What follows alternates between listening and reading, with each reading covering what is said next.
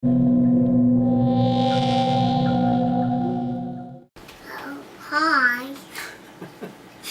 Hello everybody, this is Tim and my son Wes, and today we're going to talk about how to prep a module. Now, running a module is something that, certain segments of the population out there think is kind of a cop-out, it's too easy, but when you when you run a module, you have to read over it, you have to note parts that are going to be possibly difficult, and there's also the thing about picking the right module. I like to have a more open-ended, sandbox style, non-linear type of adventure. There can be little plot points and plot seeds throughout it. NPCs especially are something that I look forward to reading about, their differences, how many of them are. And this first module that I'm going to show you, that I'm going to be running actually this Friday, is from Small Niche Games. It's called Blood Moon Rising. This is just a printed out PDF that I had that Pete sent me. Peter C. Spawn, he's the one who sent this to me. But it's it's a nice small town adventure. There are things that are set up ahead of time. So like as the days roll by, there's certain events that will trigger and happen. And I like that sort of thing. There's, I think, probably anywhere from 40 to 60 NPCs. I've gone through and just jotted them all down on 3x5 cards. And I don't actually have those here. So that's the way I like to do things. The NPCs have information that you can quickly flip through with your 3x5 cards. I put like their names, any sort of information about their personality, what they look like, how they talk, and the things that weren't included in the module I've added in, like different personality types, tics, the way they talk, just so that I keep it straight. And that's the trick about running something that has a lot of non-player characters, is it's really easy for the GM to use the same voice and have them all sound the same. So you don't want that. So I try to make them a little bit different. W-yes. That's your name, huh? For the characters, I pre-gened a bunch of characters, pre-generated them. And Daddy's D-A-D. That's how you spell Dad. I went through and I highlighted a bunch of them Mom's at work. in different colors so that you could see quickly, what stats are. These are I just made up my own character sheets for this. And I am going to be using Labyrinth because I haven't said that so far. But this way I figure I could teach the game to new players easily. Here's your skills down here, they're yellow. Roll a saving throw, it's over here in orange. Attacks are blue, stats are, pink, so on and so forth. So I made like a bunch of these a long time ago for Keep on the Borderlands, which I ran for my local convention.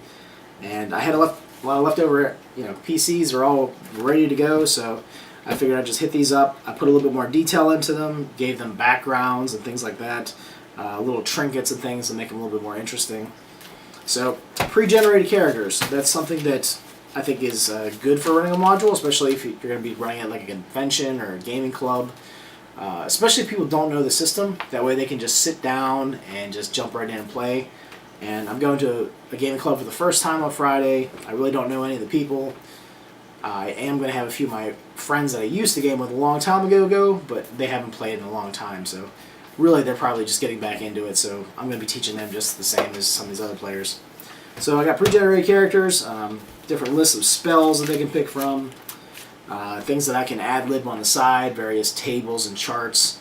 I'm going to be using Zekes's Vorenheim, a city kit, for some of those tables in there, and suggestions on NPCs and things to do on the fly in case, they go, I need to improv a little bit. So a lot of times when you run a module, you need to really just prep to improv. Have things at the ready just in case they really just throw you for a loop, the players.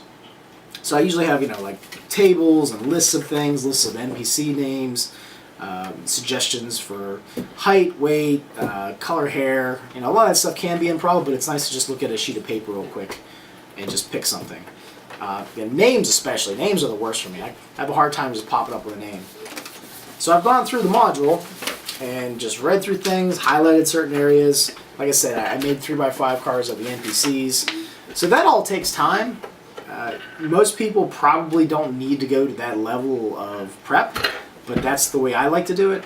For some reason, when I'm running a one-shot, I tend to put more work into it. I don't really know why. With campaigns, I spend a lot of time working on things before the campaign starts, and then sort of ease off, as the campaign goes with the amount of prep that I do.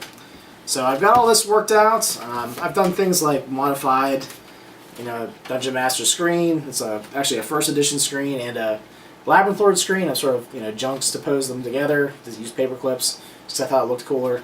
Added a few tables in the back here that weren't already there. You showed them the ball.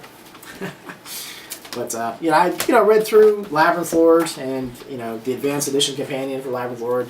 It's been a little while since I've ran any face-to-face games, so I wanted to just get refreshed. But it's not that hard of a system to run. It does the job, and it's no stress for me really, which is good. For some reason I get stressed when I run RPGs sometimes. And running a rules-light game for me, it's simpler. I don't worry about things. I don't have to refer to the book a lot of times.